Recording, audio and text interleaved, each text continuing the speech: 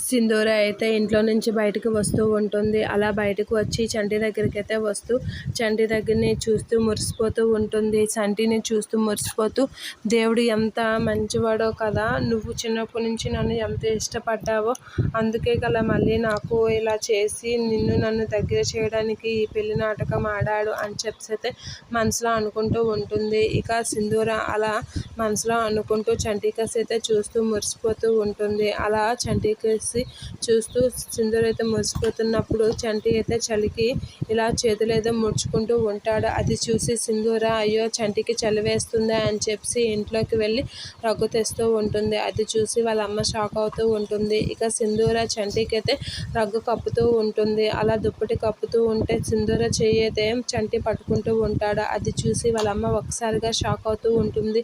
ఏంటి సింధూర ఏం చేస్తుంది, చంటితో ఎందుకు ఇలా ప్రవర్తిస్తుంది అనేది ఆలోచిస్తూ అలా చూస్తూ ఉంటుంది. ఇక సింధూర అయితే తన మెడలో తాళి చూసుకొని కళ్ళకైతే అద్దుకుంటూ ఉంటుంది. ఇక సింధూర నిచ్చిన దుప్పటినైతే చంటి సింధూర మెడలో తాళి చూసి అయితే వాళ్ళ అమ్మ షాక్ అయ్యి ఏం చేస్తుంది సింధూర అనేది అలా చూస్తూ ఉంటుంది. ఇక సింధూర ఇలా తిరగగానే వాళ్ళ అమ్మని చూస్తూ ఉంటుంది. ఒక్కసారిగా షాక్ అయ్యి వాళ్ళ అమ్మ కాసి అయితే చూస్తూ ఉండిపోతూ ఉంటుంది. వాళ్ళ అమ్మ కూడా సింధూరని కోపంగా చూస్తూ ఉంటుంది.